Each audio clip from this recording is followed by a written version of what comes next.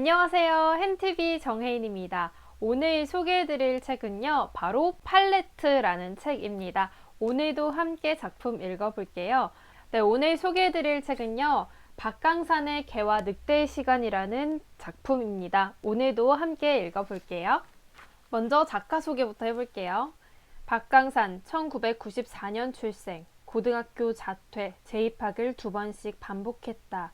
남들은 출석만 하면 3년 만에 받는 고등학교 졸업장을 5년 만에 받았다. 그 후 대한대학에 진학했고 지금은 제도권 대학에서 정치외교학을 전공하고 있다.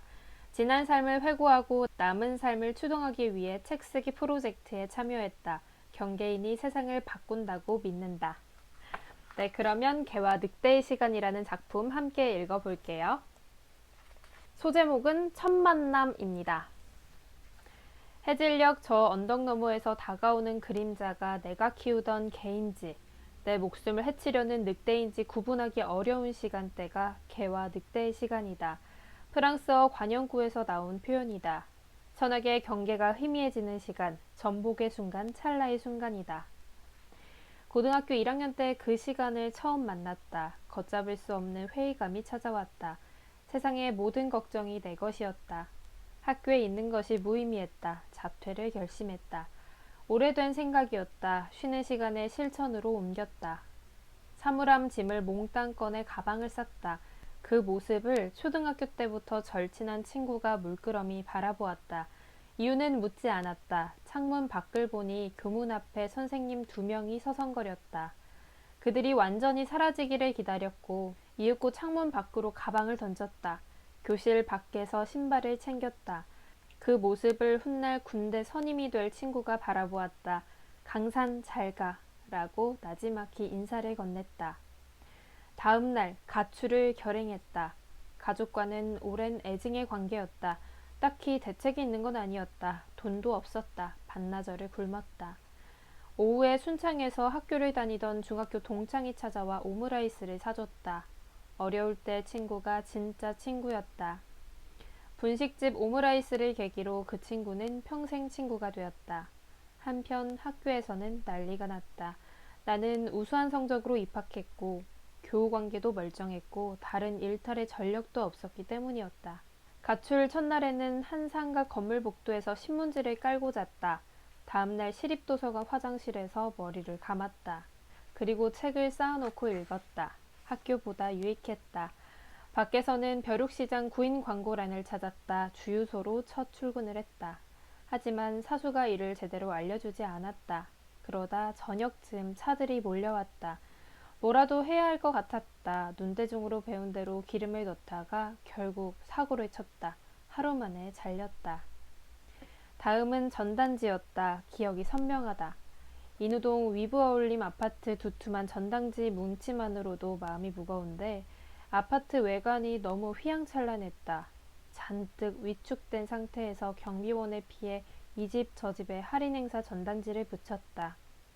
그러다 한 집 앞에서 무릎에 힘이 풀리며 푹 주저앉았다.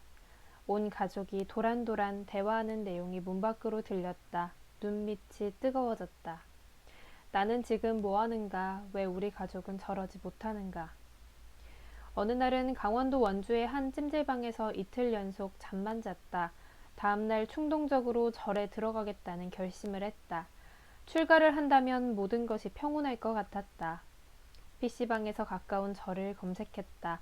스마트폰이 없던 시절이었기 때문에 직접 약도를 그렸다. 편의점에서 삼각김밥과 생수를 샀다. 하루 종일 걸었다. 출발은 화창했는데 도착은 까마득한 밤이었다. 하지만 누군가의 말만 따라 도망친 곳에는 낙원이 없었다. 술, 담배를 배웠다. 담배는 일찍 접었지만 술은 달랐다. 폭음 때문에 고생을 좀 했다. 필름이 끊기고 큰 실수를 한 번 하기도 했다. 매도 일찍 맞아야 낫다고 그때 이후로 술 때문에 실수를 단 한 번도 하지 않았다. 학교 밖 청소년들에게 숙식을 제공하는 한 청소년 쉼터에는 색깔이 분명한 형들을 만났다. 경찰서를 들락날락한 무용담, 고아로 자라서 포기해야 했던 순정 등 저마다 사연의 낭만과 슬픔, 탄식이 있었다. 고시원이 안식처였다. 보증금 때문에 원룸은 생각할 수 없었다. 좁았지만 나만의 공간이었다. 공용 부엌을 사용했는데 매주 수요일마다 격주로 찌개와 카레가 제공되었다. 그날 정말 밥을 많이 먹었다. 한 번은 생일을 맞았는데 친구들 덕분에 오랜만에 삼겹살을 먹었다. 정말 맛있었다. 맛있다는 것이 쪽팔릴 정도로 엄청 맛있게 먹었다. 우여곡절 끝에 학교에 잠깐 복귀했다. 밋밋한 일상에서 나의 일탈은 학우들에게 재밌는 구경거리인 듯했다. 별로 친하지 않았던 이들까지 격하게 환영해 주었다. 칠판 구석에는 나의 복귀날을 디데이로 삼은 낙서가 있었다. 화끈한 성격의 한 선생님은 지랄 총량의 법칙을 언급하며 나의 미래를 응원했다. 10대 시절에 어느 정도 방황을 해야 훗날의 방황이 적어진다는 의미였다. 그러나 결국 다시 학교와 작별했다. 역마살은 여전했다. 인천 영종도의 친척집 다락방에서 새 삶을 시작했다. 새벽형 인간이 되고자 새벽 3시 반에 자전거를 타고 신문을 배달했다. 가끔 바다가 보이는 공원으로 산책하기도 했다. 방파제 너머 바다 냄새가 힐링이 되었다. 독실한 크리스천이었던 이모가 신앙을 권유했다. 하지만 받아들이기 쉽지 않았다. 오히려 철학이 더 도움이 되었다. 한참 후에야 종교의 역사적 문화적 가치를 이해할 수 있었다. 어찌어찌 해서 아버지와 화해 시간을 가졌다. 학교에 재입학했다. 하지만 그것도 잠시였다. 끝내 같은 학교에 자퇴 2번이라는 기록을 남겼다. 당시에는 모든 것을 끝내고 싶었다. 하지만 새날이 기다리고 있었다. 누군가의 말만 따라 끝이 시작이었다. 지금 이 순간 내가 처음 만난 개와 늑대의 시간을 돌아보면 잘 키운 첫 단추라고 할 수 있다.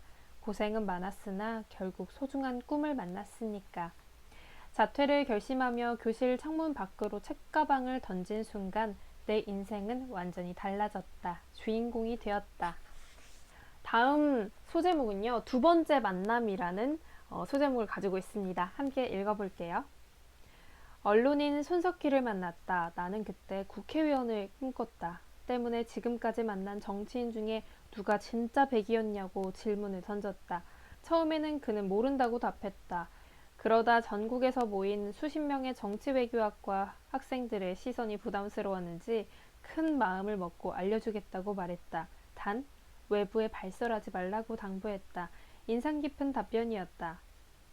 언론학자 강준만을 만났다. 글쓰기로 세상을 바꿨다는 평가를 받는 그에게 오랜 동경을 가졌다.